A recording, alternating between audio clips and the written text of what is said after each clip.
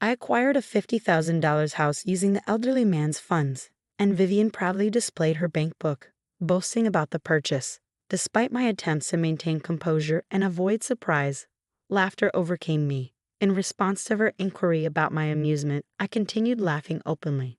The eldest son's wife seemingly aimed to leave me speechless, but instead of retorting, I chuckled unabashedly before regaining my composure. I looked at her, and with a touch of sympathy, uttered, "Sorry for you. My name is Rita, and since marrying my husband, who is a decade my senior, I've been a subject of gossip. He was already affluent, owning multiple companies and substantial wealth. Marrying a significantly older man, especially one with such financial standing, led people to assume I was after his money. However, I genuinely never coveted his wealth. In reality, my husband grew up in poverty after his father's disappearance due to gambling. Living in the same apartment complex where I was the landlord's daughter, we became childhood companions. As a child, I confessed my feelings to him, only to be rejected with laughter and a promise to reconsider when I was older. Even when he moved to New York, we continued corresponding. Despite my repeated confessions, he maintained the stance that I was too young. Our communication persisted even through high school, where he expressed surprise at my continued affection. Upon graduating high school and starting university, I confessed once more, receiving a response that he'd consider my confession once I broadened my perspectives in university. Throughout my 4 university years, my feelings for him remained unwavering. Upon graduation, I confessed again, and this time, he bashfully acknowledged my consistent love. At 23, I began working while he, at 33, garnered attention for his thriving business ventures in New York. Eager to marry, he promised to do so once his company achieved success. Living together at the time, I diligently attended to household chores and prepared his favorite meals, awaiting his return. There were moments of doubt about his feelings, but when questioned, he admitted to initially considering my affection a childhood crush. Surprised by my persistent confessions in high school and college, he began to feel shy and self-aware of his feelings. Despite concerns during my college years that I might find someone else, he assured me he had no time for romance due to intense focus on studying and overcoming his impoverished background. Both of us remained confident that we would never betray each other. We always had a harmonious relationship, even amidst the news of various couples in our circle going through divorces. The concept of divorce seemed distant and irrelevant to us. With my husband amassing a $12 million fortune, some people, aware of our 10-year age gap, assumed I married him for his wealth or speculated about insurance benefits upon his demise. While some understood our long history together since my infancy and didn't jump to such conclusions, there were those who stubbornly clung to misguided beliefs. Despite the occasional gossip during social gatherings, where people assumed my husband had never experienced poverty and unfairly judged us based on societal assumptions about privilege, I remained unfazed. Whenever I noticed disapproving looks from my husband, I'd simply advise him to smile and brush off the rumors. Our love stood steadfast, unaffected by external opinions. My husband had complete trust in me, choosing to believe in our bond regardless of the skepticism around us. Several years into our marriage, we welcomed our eldest son, Peter, followed by the arrival of our second son, Dan, the following year. As a family of 4, we enjoyed financial comfort, yet my husband and I decided not to disclose our wealth to Peter and Dan. Instead, we taught them the value of money from a young age. In elementary school, they earned 10 cents for assisting with household chores, received a monthly allowance of $1, and managed their finances through piggy banks and account books. Despite our financial stability, we instilled in them the unpredictability of the world and the importance of financial responsibility. Both Peter and Dan, influenced by our approach, learned to respect each other's interests. By the time they reached high school, instead of asking for pocket money, they expressed a desire to work for what they wanted. Peter took a job at a cafe, while Dan found employment at a bookstore. My husband and I eagerly anticipated their futures, sharing in the excitement of discovering the kind of people they would eventually choose as life partners. When I mentioned the possibility of them choosing same-gender partners or opting for a single life, my husband laughed, agreeing that their happiness was paramount.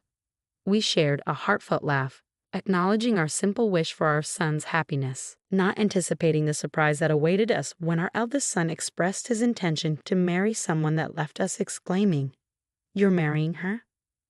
I want to introduce you to the woman I have been dating, Dad, Mom, and Dan. I'm considering marrying her in the future. Even after Peter and Dan graduated from university, started working, and moved out of the family home, we made it a point to have a family dinner once a month.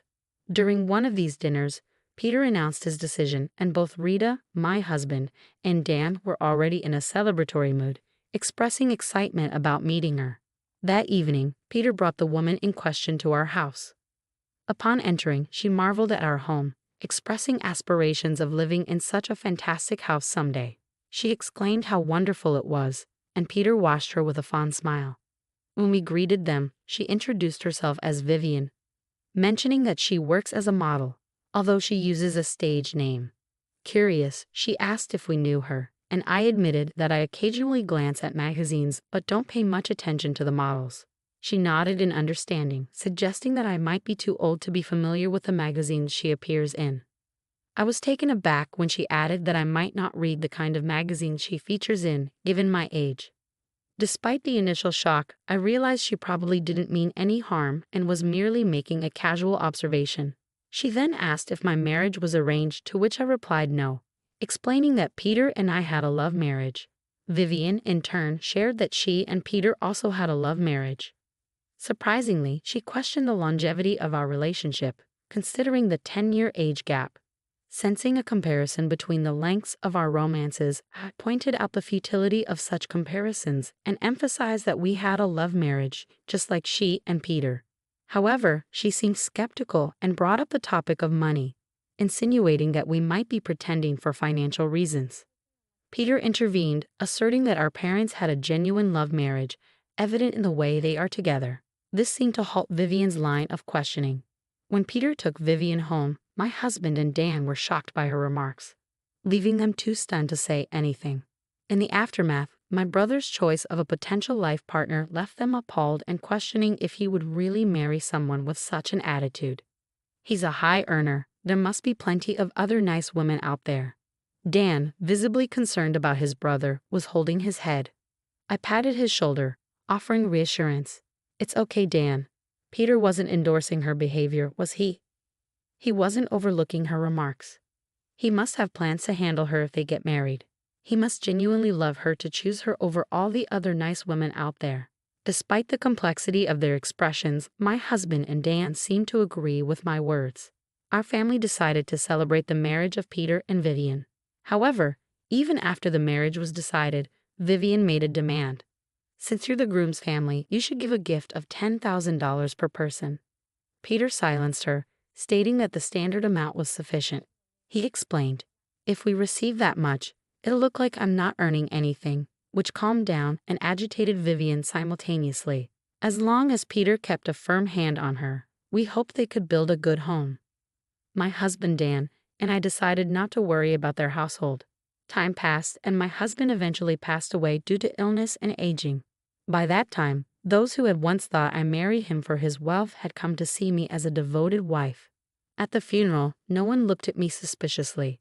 However, one person's eyes were shining with excitement. Vivian, Peter's wife. She didn't say anything at the funeral, but soon after, she came to our house flaunting a bank book. I've always been stopped by Peter, but this time he agreed with my plan, so it's the end for you now. Confused by her words, I burst into laughter upon seeing the bank book. With that bank book, I bought a house for $500,000 with the old man's money. Watching Vivian proudly show off the bank book, I couldn't help but burst into laughter, realizing the huge mistake she had made based on her words and the bank book in her hand. Despite my efforts to keep calm and not be surprised since my husband's death, I couldn't contain my laughter. When Vivian asked why I was lacking so much, expecting defeat, I just laughed in front of her. After finally stopping my laughter, I looked at her and said, "Sorry for you, huh?" She didn't seem to understand, so I pointed at the bank book in her hand. Look at the name carefully. Confused, she realized it was Peter's bank book. Bursting into laughter again, I couldn't help but find humor in the mix-up. I clarified, the first character of Peter's name and my husband Paul's name are the same, right? As I laughed, Vivian, embarrassed, pleaded not to be laughed at. She had mistakenly thought it was her father-in-law's bank book and even borrowed his ID from a black bag at the funeral. However, it turned out the bag belonged to her own husband, Peter. Despite the mix-up, I managed to buy